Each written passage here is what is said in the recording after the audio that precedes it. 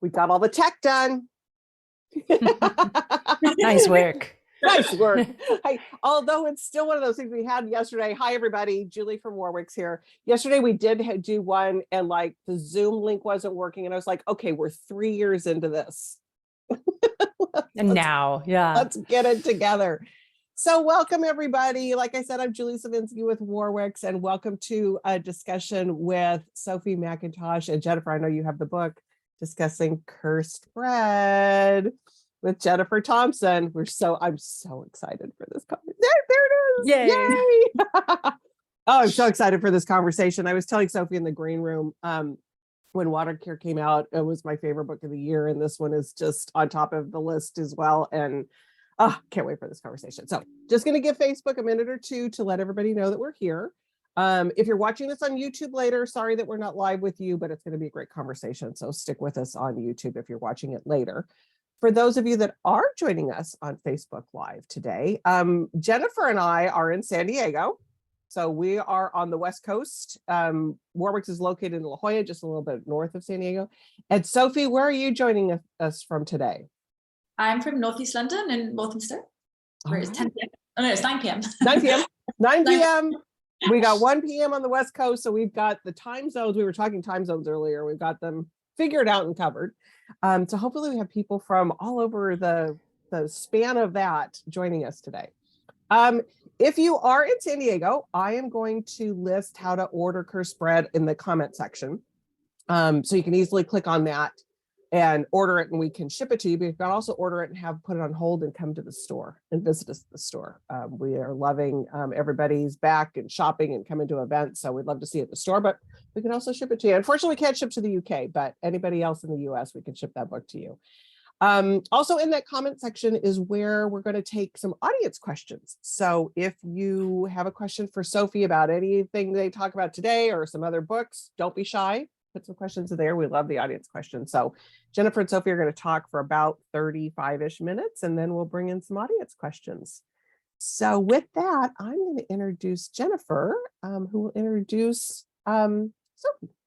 So Jeniffer Thompson is a personal branding expert, digital marketing strategist, and publishing consultant. She is an author and speaker who delivers strategy-rich content and actionable tools that educate and empower authors. She co-founded Monkey See Media in 2004, an award-winning book cover and website design house. She is also co-host of the Premise podcast, which this will end up on later in about a few weeks, I'm assuming. She's co-founder of the San Diego Writers Festival and serves on the board of the San Diego Memoir Writers Association, as well as doing all of these wonderful interviews for us. So with that, Jeniffer and Sophie have a great conversation, and I'll see you in about a half hour or so. Thank you, Julie. Sophie, this is such a pleasure. You're such an incredible writer. I absolutely loved Cursed Bread. So let's tell our listeners a little bit about you, and then we'll dive right in.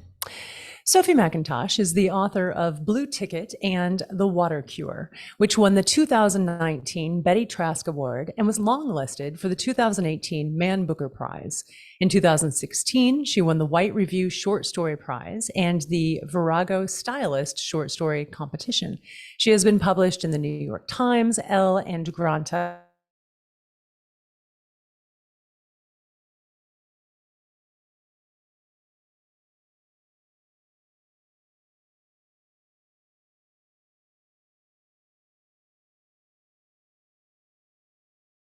Over, but we can Zoom anywhere, right? So that's been a wonderful benefit. This book is so good. It's about obsession. It's also based on a real unsolved mystery from 1951 about a mass poisoning of a French village. Can you tell our listeners a little bit about the book and how you came to the idea of writing Cursed Bread? Yeah, so Cursed Bread, it is based on a true story, like you said. It is about a mass poisoning of a village in France in 1951.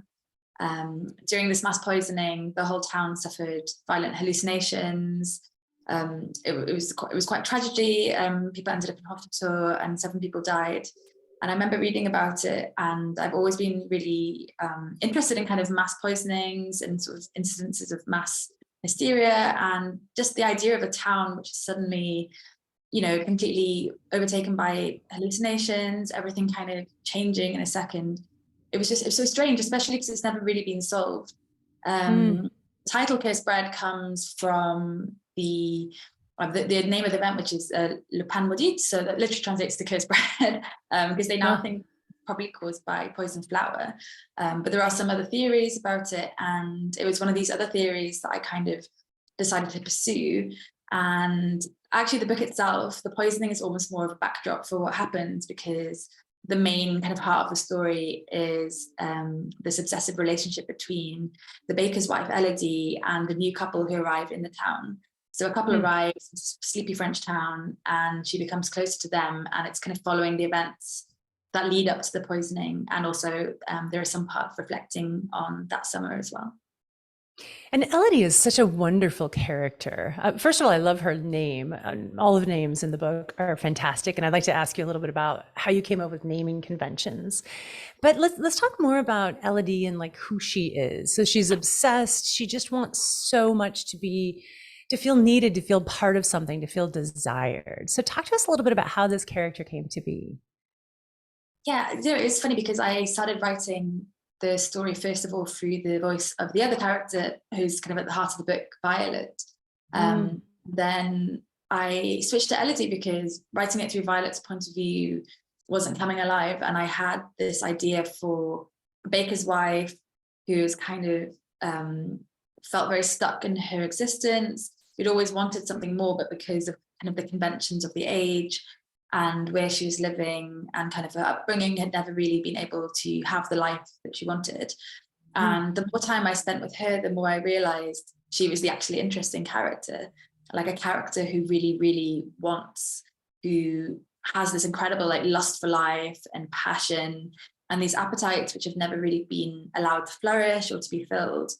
So I think, you know, when these appetites aren't allowed to be filled or aren't allowed to flourish, they can go in a dark direction. And so she's always been a person who has wanted something and has been waiting for some event to, you know, completely change her life and transform who she is. And then the arrival of the couple kind of sparks that. But she was a really interesting character to spend time with and to think about, you know, the idea of, you know, why shouldn't a sort of a baker's wife in a small town in France in the 50s want this like life of like beauty and passion? And if you're not kind of able to achieve that, like, you know, what can that do to you? What can that do to a person? Yeah, the lengths we'll go, or the things that we allow ourselves to do that we maybe we know it's a bad idea. Like there are so many situations where they, I think, sort of manipulate her into doing things, but they don't have to try very hard, you know, to become this person who maybe in her eyes is getting attention. But, you know, we're probably all capable of going to dark places when we feel so lost, right? She's lost herself. No, completely. Like she's kind of in an unfulfilling marriage. Her life hasn't been like how she's wanted. She's really missing like intimacy and connection. And it can be kind of intoxicating when you've missed that. And then something sort of promises to give that to you. You can kind of really, you know, you can really put yourself in a lot of harm and you know, harm's way. And you know, you could really, like you said, like you could do a lot of like quite desperate things. And I think the novel like really charts that journey for her. She does feel desperate. I think that's a good word. She feels desperate for attention and excitement, really. That's what she's lacking, even more than feeling needed, maybe, is excitement. Yeah. I find like almost like using the word desperation, it's so fitting, but I feel bad almost because it's like, you know, like why shouldn't we want? Why couldn't we want? It's just a person with these appetites. But there is like a real, almost kind of a darkness in how she flings herself at them and how she doesn't really know, you know, what will fill them, but she's like kind of willing to try anything. Exactly. I was just going to say that she's willing to try anything. And these people are very intoxicating. I mean, they're very glamorous, and I love the name Violet too, which sounds very close to violent. Was that on purpose? Actually was not, but I've heard that recently before and I was like, oh, you're totally right. You know what, the names, the characters kind of came to me like very, very early on, like the main characters. I find it actually really hard to name characters. I know you said we'd speak a bit more about this, but I find it hard to name characters. So to have like two kind of fully fledged names come almost like out of nowhere, and I was like, oh yeah, Elodie and Violet. They could That's be it. anyone else. Who they Yeah. are, yeah. So Elodie, where did you get that name? Did it just come out of nowhere, or were you inspired? Yeah, I think it just sort of came out. I think I just was like, probably it's a pretty name, and yeah, it's just like that. I'm actually not even sure what it means, but I think I remember. I think I read somewhere like someone who reviewed it had sort of attached a significance to it, but I can't quite remember what that was. But yeah, I think it just seems so kind of classically French and like something really beautiful and melodic. Almost like a name at odds with kind of her life as she sees it, which, you know, it's quite mundane. She's just, you know, in the bakery a lot, feeling unfulfilled. One of the things I liked too that I noted is a lot of people are referred to, the characters don't really have names. There's Madame M, there's the grocer's wife, there's the ambassador. Like they're all sort of like brought onto the stage by their title or their husband's title. And what drove you to sort of have that very almost formal naming convention for all these characters? Because so much of the action is really focused on Elodie and Violet, I think I wanted to kind of get the sense of her single-mindedness. Like the others don't need to have names to her because they're just sort of people moving around her, they're shapes. There are parts where like the other people are named by characters who are not Elodie, but for her, they almost don't exist, you know, they are just kind of there. They're just sort of characters in this drama she's living. They are just kind of, you know, just like elements in a set piece. And so I kind of really just wanted to focus super on her, you know, her total single-mindedness, how she's so absorbed in Violet that everyone else might not exist. And I think as well, I wanted to kind of give the sense of a place out of time, because even though it's based on a true story, but I've really gone quite loose with it. And that sense of not really wanting to situate it in time or place too much, that sense of kind of wanting to get a feel that it could be a town anywhere, that this could happen in many places, almost like a kind of fable aspect, something that really unmoors it from a sense of being like, okay, we're in a French village in 1950. I wanted someone to read it and think, oh, like, where are we? That sense of kind of just disorientation. And you absolutely achieved that. And there were times when I had to remind myself what era we're in and where we are, because you did such a good job of bringing us to this like fantastical place. And like this mass hysteria that happens was kind of happening all along. Like the whole town is really obsessed with Violet and the ambassador, you know, because they're exotic and they're new and they're different. And so you did a great job of, in some cases, like Elodie is the sane one. She's the one who just, you know, wants to have a friendship with these people. And the rest of the town is like, can't wait to get a bite, if you will. They can't wait to like see their house, or, you know, in some cases, like touch their underwear, right? Like to be maybe a little more than I need to tell everyone. Everyone's quite like hungry, I think, in this book. Yeah. Everyone is hungry for different. And I think a lot of that is because, you know, it happened in 1951, and that's so close to the end of the Second World War. You know, there's a sense of, when I was writing it, I was like, well, you know, actually, they would have been hungry for a long time. You know, the world they've had this massive trauma, and then there's this other trauma coming that they don't know about. The sense of a town which is still in a state of kind of grief and sort of terror, and how that could leave them ripe for, you know, another catastrophe. Indeed, indeed.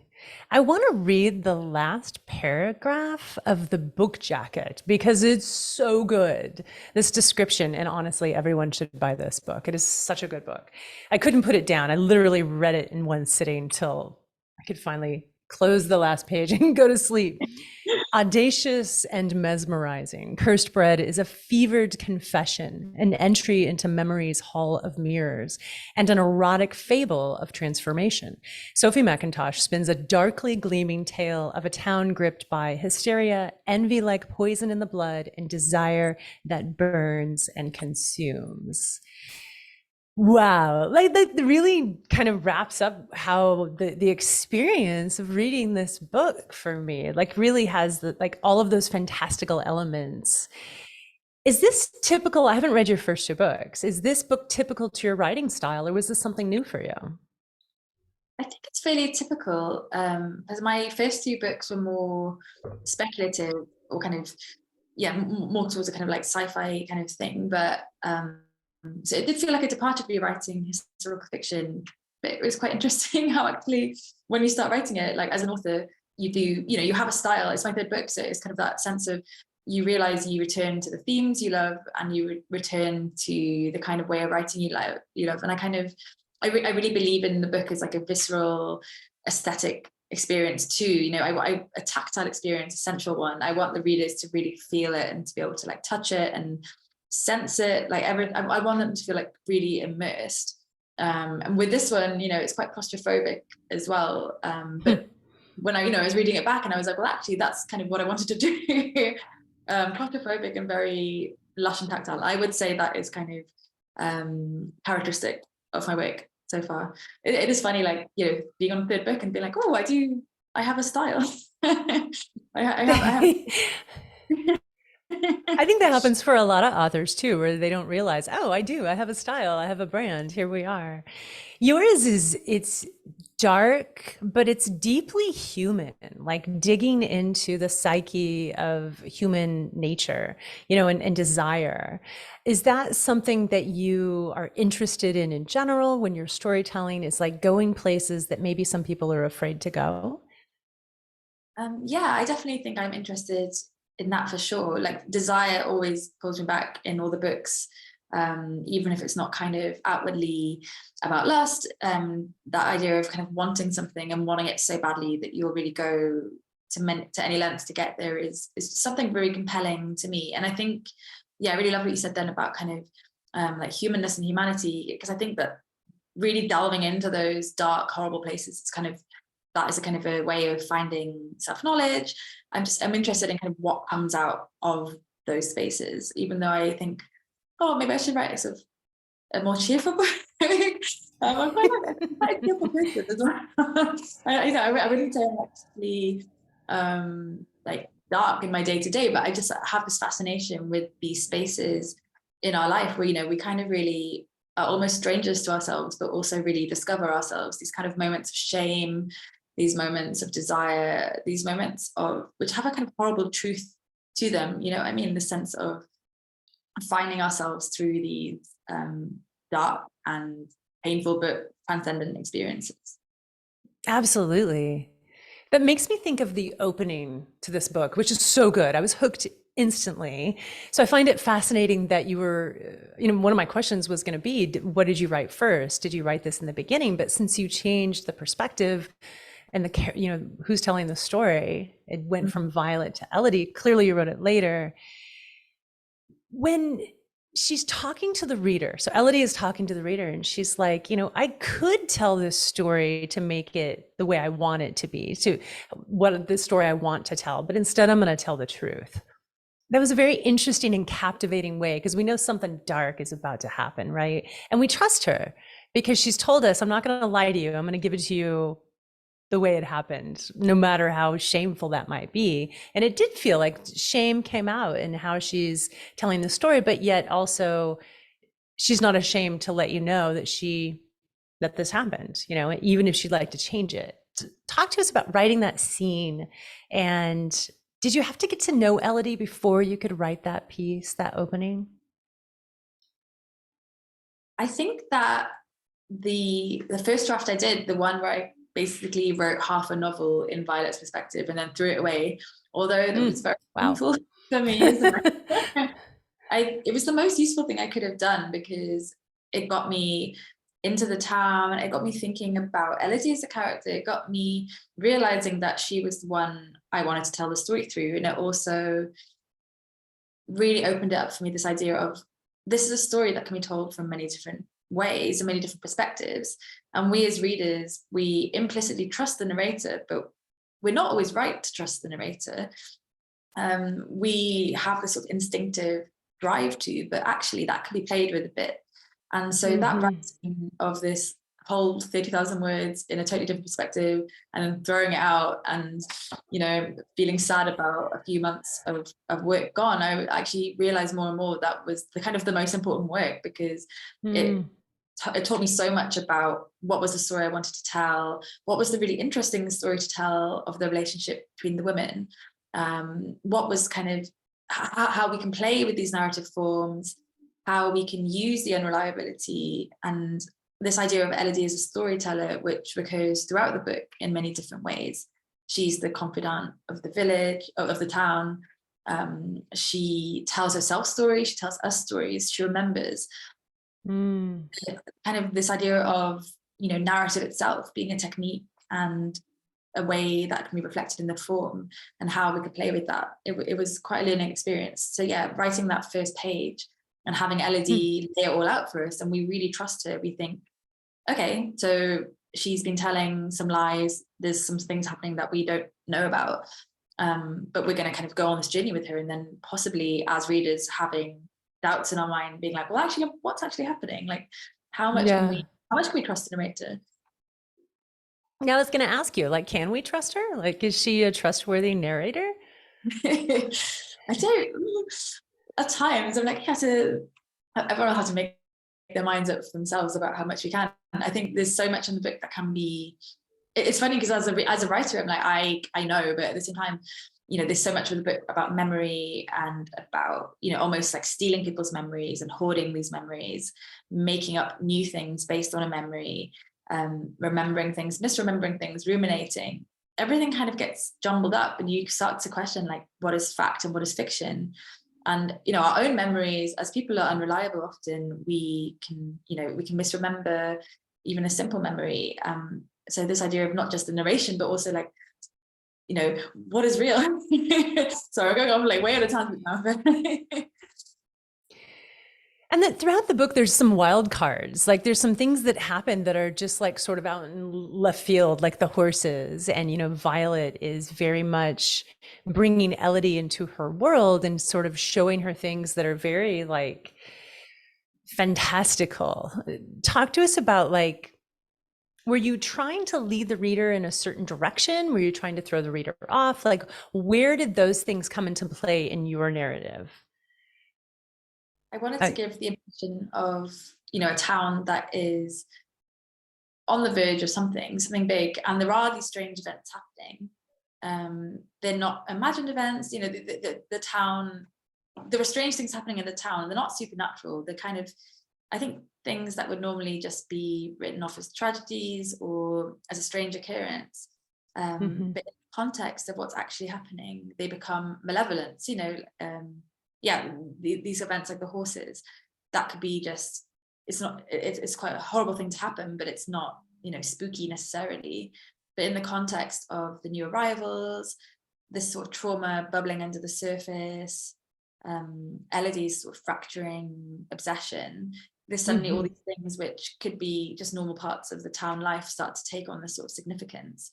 And I wanted them, you know, to lead up to this sort of the main event, the tragedy, which we know is foreshadowing them the whole time. We know it because Elodie's told us. Yeah. Did those things actually happen when you were doing research on the town? Did the case of the horses and the bonfire, were those real events? No, totally fictional. I went very fictional on this because, you know, the thing is, it is a true event, and so I thought I either have to go like to a really faithful retelling, or I springboard for something new, because you know, there's a certain kind of ethics, I think, in using an event like this. So I wanted to use it as more of a springboard for an idea, and so these elements are kind of completely made up. Nice. I figured they were, but I thought, oh, I should ask. I'm not quite sure. They almost seem like, you know, it's a foreshadowing of how Violet is going to react to each new odd thing that this couple brings to her. And I don't want to give anything away to our readers, so I'm being maybe a little bit cryptic, but that's on purpose. Read the book. It definitely felt like you were creating tension in a way of like, how is she going to respond next to this next thing that's happening? And also just creating a feeling in the town. But were you intentionally guiding the reader to question her decision-making skills? I think that's a really interesting way to look at it, for sure, because yeah, everything they throw at her, she kind of just takes it in stride, really. I Right. think of the relationship between the three of them as being almost a sort of series of tests. They're kind of toying with her the whole way, and becomes a bit more extreme. You know, this idea of that again, that idea of how much will you do for your hunger, how much will you do for your want and your loneliness, how far will you go? And they're Yeah. very aware of that. They are two people who, you know, don't necessarily have her best intentions at heart. Two people who are very much like, okay, well, if you want us, like, how far will you go? And Yeah. that, Yeah. you know, as readers, we're kind of seeing like, Elodie, like, what are you doing?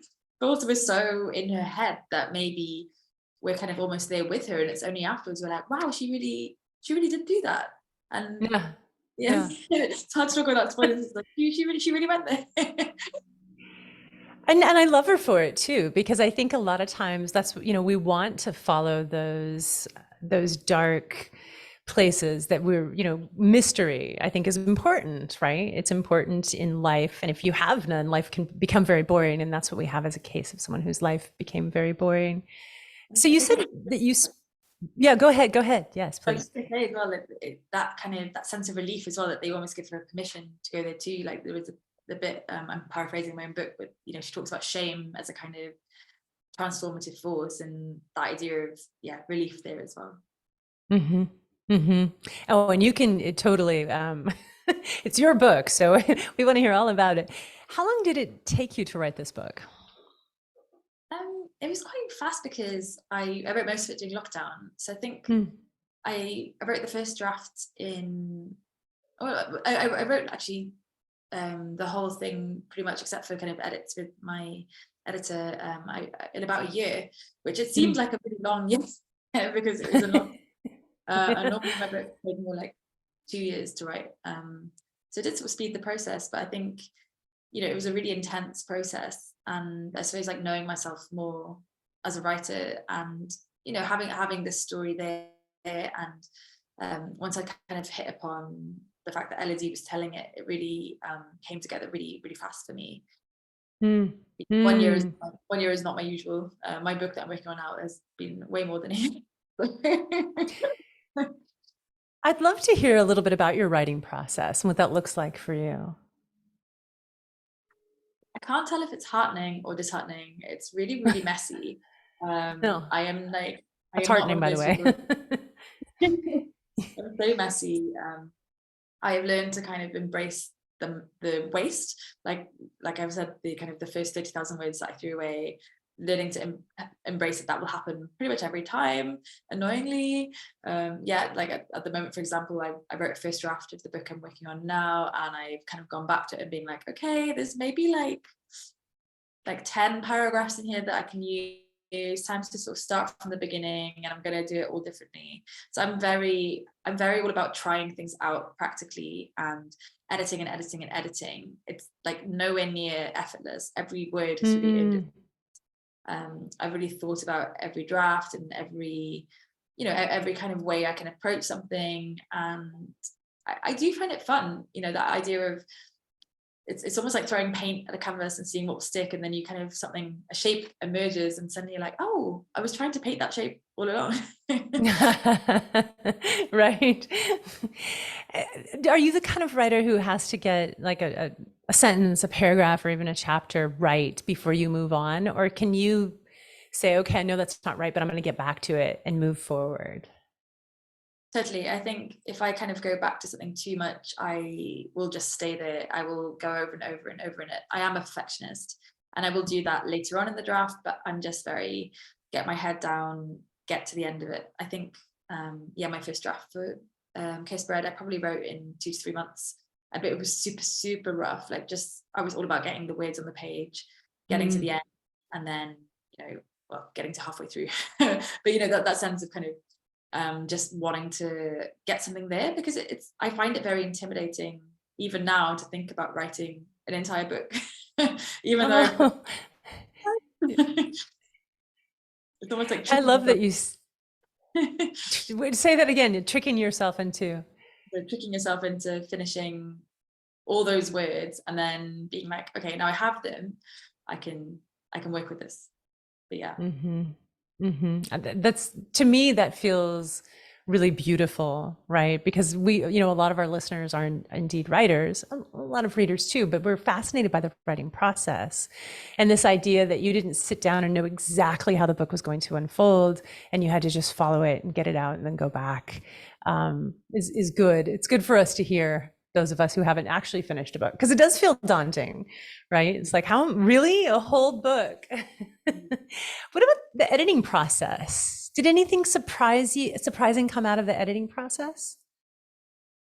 I think the main thing that I find surprising is just how late in the game things can change. And again, I don't know if this is disheartening or heartening.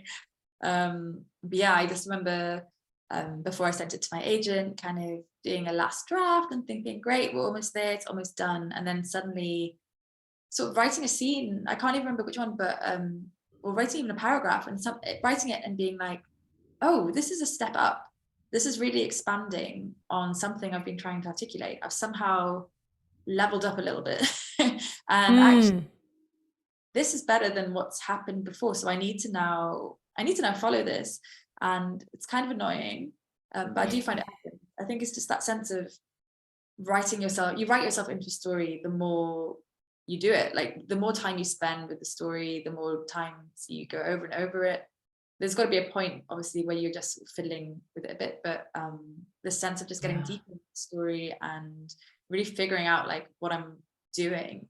And yeah, annoyingly, that sometimes can happen at quite a late stage, but I think it's good still. Well, it's really good when it comes out great, which this book did. Are you a huge reader? Yeah, I do really love reading. Yeah. Do you allow yourself to read while you're writing, while you're enmeshed in the writing of a book? Oh, that is a great question. Yeah, I do. It depends. My tastes kind of change. I think when I'm really deep in a first draft, I kind of gravitate to nonfiction or like books that are very dissimilar from mine. Maybe kind of a slight fear of being influenced stuff. But I think it's also just nice to have a break when you're really deep in like fiction land.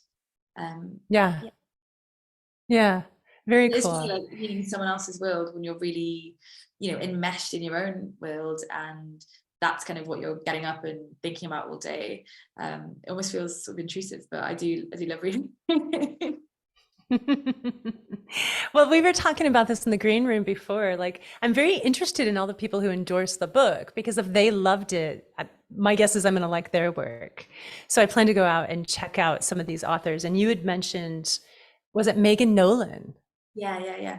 She's an amazing writer. Her book Acts of Desperation actually is such an amazing look at like toxic relationships and obsession, which obviously very relevant to Kiss Bread, and a more contemporary take on it. But she writes with a real sort of honesty that I really love.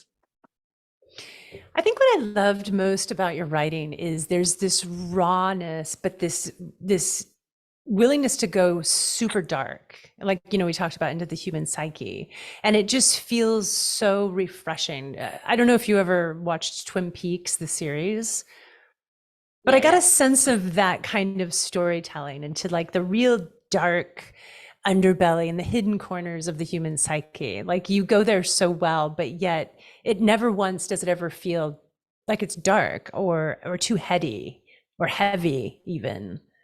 I love that. Thank you so much. It's really hard to kind of write something so claustrophobic without kind of, I guess, over-egging it. And yeah, that idea of, I guess, what's lying under it every day, because at the end of the day, it's a lovely French town.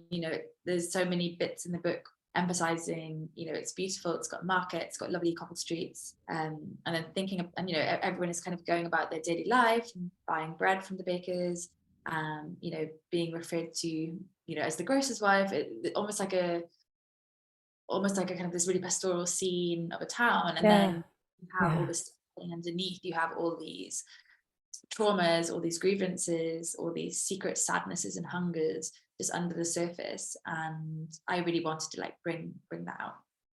Oh, and you did that so well. And the levity that you also did so well was, just talking about the love of the bread, right? So the baker's wife, they spend a lot of time putting love and care into making the best bread, the perfect bread.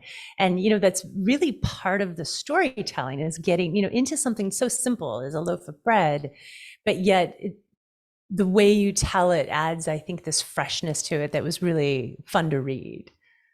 Thank you. Yeah, I really actually got into researching bread in France when I was writing. I was going to ask, were you making any bread? Did you make bread while you were writing this book?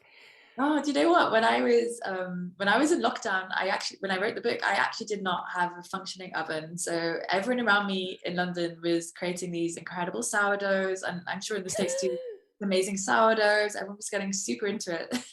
I could not cook any bread at all. I had no oven.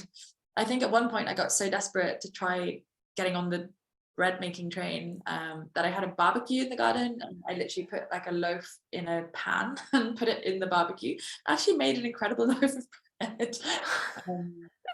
That's awesome.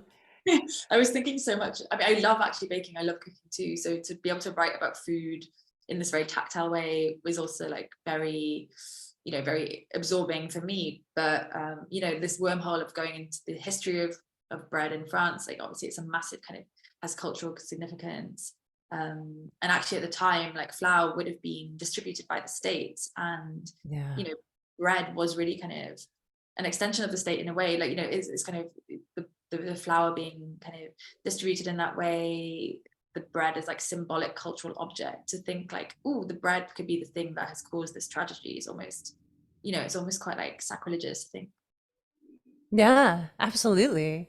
And you've got that right. Like here in America, like all of my friends needed flour, and we couldn't get flour. So we were like sharing resources, and restaurants were selling flour. And I have to admit, I bought 40 pounds worth of flour, and I think I still have 30 pounds. I seem to remember my partner like running to the shop to try and find some flour, and like coming back, and he paid like £5 for a bag. And I was like, normally it's about 80p. We're willing to do anything. Don't take our bread from us. Well, this book was just absolutely wonderful. I can't wait to read all of your work. You have such an incredible voice, and this ability to get to the heart of, who we are and what drives us. So again, thank you so much for writing Cursed Bread. The cover is super interesting because it's so different than what was released in the UK. Do you have that cover available? Ooh, actually, I don't have it. I should have asked you. People, look it up, listeners. Like this one is very classical. It has the very Rembrandt feel to it, like a still life of the bread and the wine. And yet it's a little off, just slightly. Yeah, I actually love the glossy sort of hallucinogenic circle almost. Yeah.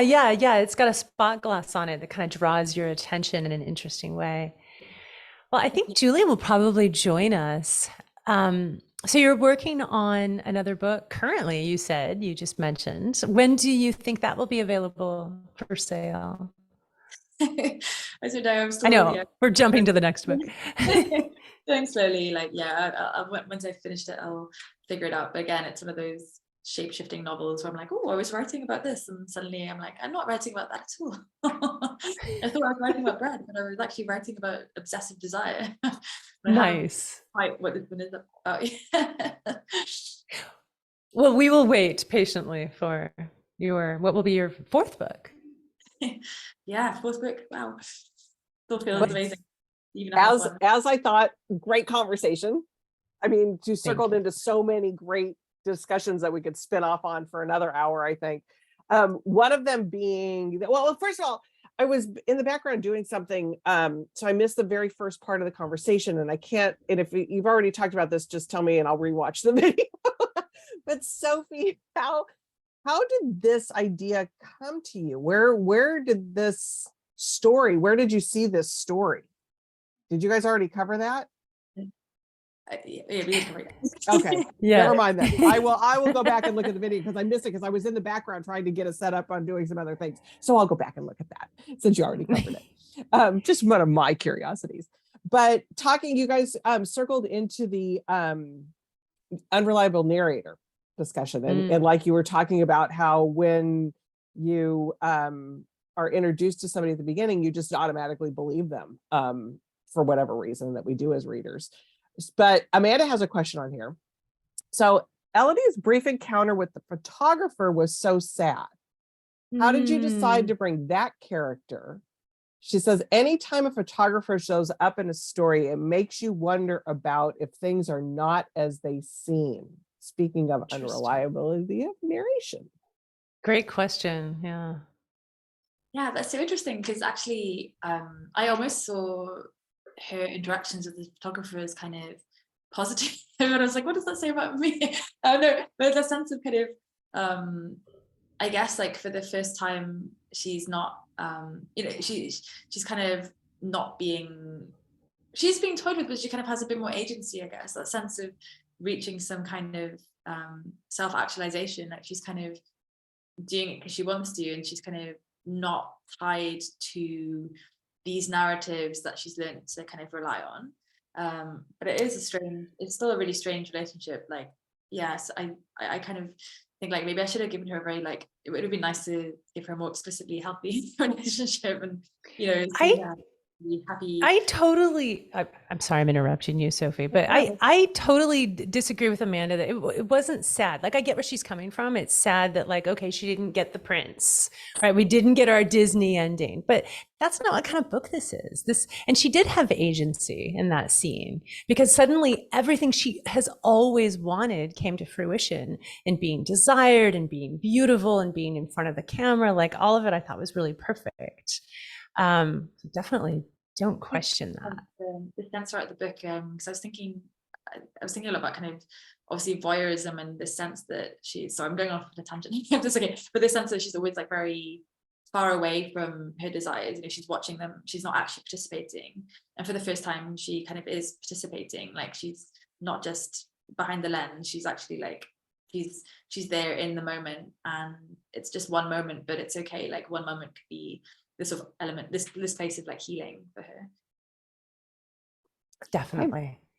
So we have another question from Barbara, which just kind of circles around to the pandemic, and we're talking about everybody baking bread and cursing that not being able to bake bread. So Barbara wants to know, did you choose this title, and was it your first choice? Yeah, so absolutely, this was the title that I couldn't imagine calling it anything else, but simply just because the case in France is called Le Pain Maudit, which literally translates to cursed bread. So when I read that, I was like, cursed bread. I mean, it has to be cursed bread. Slightly controversial. I think I remember having a chat to some on the UK publishing team, and they were like, "Oh, cursed bread is very unappetizing," and I was like, I cannot change it. Like, it is, like, it's always been cursed bread for me. Like, just. Yeah, I don't know. It's just, I can't imagine it being different. Yeah, and that's sometimes like the evolution of books and titles and book covers and everything. And sometimes but I'm actually very bad at titles. Like, The Water Cure was not the first title. I went through several titles, which were kind of terrible. I think like one of the first ones for The Water Cure was Leviathan, which, I mean, very different feel. Very different feel. Very different feel, but it's such a perfect time. When you hit on something like Water Cure, when you hit on it, was it like, oh, that's it, or did it take a little? No, when I hit on The Water Cure, it was like, it's there, it's the book, it's the book. Awesome. Well, so Jennifer, you mentioned the women's prize. We will be keeping, I think we have a couple weeks to wait to see if we will be like fingers crossed and doing all of the things we need to do, because it definitely needs to be on that short list. I want to thank Doubleday for allowing us to do this conversation today. I love your publisher. I love everybody there. So thank you for that. Sophie, thank you so much for your time. Well, thank you so much for having me. It's been an absolute joy. And yeah, I'm really, really happy for your support. Really appreciate it. Oh, we have something. Let's see. Before I let you go, we have a couple more things coming in. about there's a little delay with Facebook, so that's why they just got this. So that's why I'm going to bring this in, even though I was just wrapping up, but I'll wrap up in a second. So Amanda's saying, I guess you're right, Jennifer. It wasn't necessarily sad. It reminds her of the story by They Might Be Giants that says, no one in the world ever gets what they want. And that is But beautiful. we get what we, yeah. Everybody dies frustrated and sad. And that is beautiful. Aw. They Might Be Giants is going to be here in San Diego this weekend. Oh. Yeah, just as an aside. There, as an aside. And then Barbara says, thank you. The title intrigued her immediately. So she says, thank you about that. So yeah, it's a really good title. So with that, I was wrapping up. Jennifer, as always, thank you for another great conversation. And Sophie, all the best to you. And we will be thinking great thoughts in a couple of weeks. So bye, everybody. We're with you. Bye. Thank you. Bye.